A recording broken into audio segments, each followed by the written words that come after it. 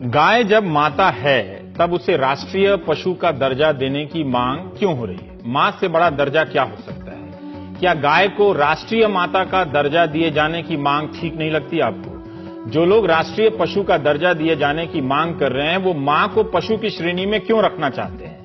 हमें ये सोचना चाहिए और पूछना चाहिए कि राष्ट्रीय पशु या मेरे हिसाब से राष्ट्रीय माता का दर्जा देने के बाद गाय को किस तरह की अतिरिक्त सुरक्षा मिलेगी जो तमाम राज्यों के कानूनों से नहीं मिलती है, जिसके तहत गाय की हत्या करने वालों अगर साबित हुआ तो 10-10 साल की कैद होगी। आगे बढ़ने से पहले बता दें कि गाय को राष्ट्रीय पशु का दर्जा देंगे तो क्या यह दर्जा बंगाल टाइगर से वापस ले लिया जाएगा? उसे कौन सा दर्जा दिया जाएगा? इधर टाइगर भी कंटेस्टेंट है। अभी बंगाल टाइगर को ही नेशनल एनिमल का दर्जा हासिल है। 1900 गाय को नेशनल मदर का दर्जा मिलना चाहिए अगर मिले तो।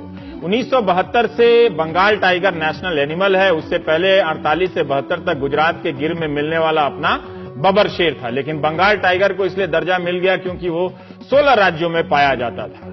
राष्ट्रीय पशु को मारना अपराध होता है, उसे बचाना भी राज्य की जिम्मेदारी बन जाती है। जैसे टाइगर को बचाने के लिए 2005 में नेशनल टाइगर कंजर्वेशन अथॉरिटी बनाई गई थी।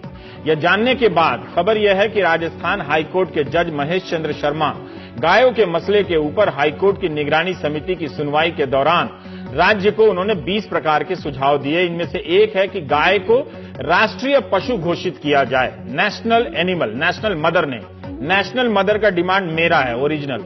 जज साहब ने कहा कि यह सरकार पर बाध्य नहीं है मगर उनकी अंतरात्मा की आवाज है। बहुत से संगठन इस आवाज से पहले से गाय को राष्ट्रीय पशु घोषित करने की मांग कर रहे हैं और देश की कई दीवारों पर यह नारा आपको लिखा मिलेगा, ट्रैफिक जाम में आप पढ़ सकते हैं। बुधवार के रोज रिटायर हुए जस्टिस एमसी शर्मा ने यह भी कहा कि राज्य के मुख्य सचिव और एडवोकेट जनरल को पशुओं का अभिभावक होना चाहिए, मवेशी का, जबकि राजस्थान में गौ कल्याण मंत्रालय है, एक मंत्री हैं। वैसे भी राज्य के मुख्य सचिव और एडवोकेट जनरल की ऐसी क्या योग्यता है कि वो गाय का अभिभावक बन सकते हैं? क्या अदालतें किसी भी तरह की सुझाव दे सकती हैं? जस्टिस शर्मा ने मोर के बारे में जो बताया है हम चाहते हैं कि आप सुने। बस अपने बच्चों से ये जरूर कहें कि परीक्षा में ये जवाब ना लिखें वरना उनके नंबर कट सकते हैं। एक मेरा जजमेंट इस मोर पर इसलिए आधार पर बता रहा हूं कि मोर कभी भी मोरनी के साथ उसको गर्भवती नहीं करता। मोरनी गर्भवती तभी होती है जब मोर आंखों के आंसू डालता है और मोरनी उसको चुग लेती है, उसके बाद वो प्रेग्नेंट हो जाती है और उसके बाद वो मोर या मोरनी जो भी हो उसको जन्म देती है। तो इसलिए मोर हमेशा ब्रह्मचारी होता है, इसलिए मोर को, पंख को सब अपने सर पे रखते हैं।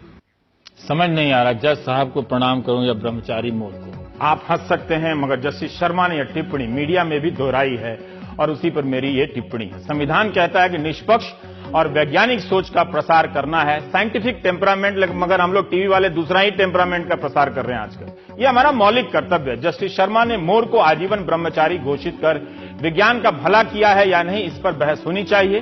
क्या उनकी बात मानकर किताबों से मोर मोरनी के यौन संबंधों की बातें हटा देनी चाहिए?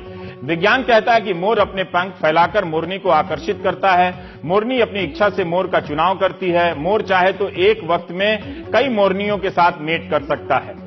मोर 3 साल की उम्र में ही सेक्सुअली एक्टिव हो जाता है। ये नेशनल ज्योग्राफी वगैरह अवैज्ञानिक चैनलों पर है।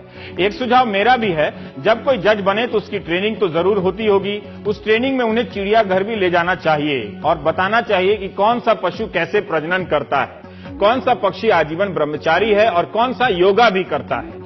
आंसुओं को चुककर मोरनी के गर्भवती होने की बात पर संसद में बहस तो होनी ही चाहिए। जो लोग इस बात को लेकर हीन भावना के शिकार रहते हैं कि भारत को विज्ञान के क्षेत्र में आजादी के बाद से नोबेल पुरस्कार क्यों नहीं मिला, उन्हें जज साहब की बात पर गर्व करना चाहिए और नोबेल कमेटी को चुनौती देनी चाहिए कि अगर आपके सारे नोबेल पुरस्कार प्राप्त वैज्ञानिक, जीव वैज्ञानिक, भौतिकी वैज्ञानिक, केमिस्ट्री वाले, मैथ्स वाले सब हमारी वैज्ञानिक मान्यताओं को साबित कर देंगे तो हम उन्हें एक और नोबेल पुरस्कार देंगे जिसका नाम होगा मयूर नोबेल पुरस्कार। ये हम देंगे। जय हिंद, जय भारत। विज्ञान अमर रहे, विज्ञान अमर रहे जब तक सूरज चांद रहेगा।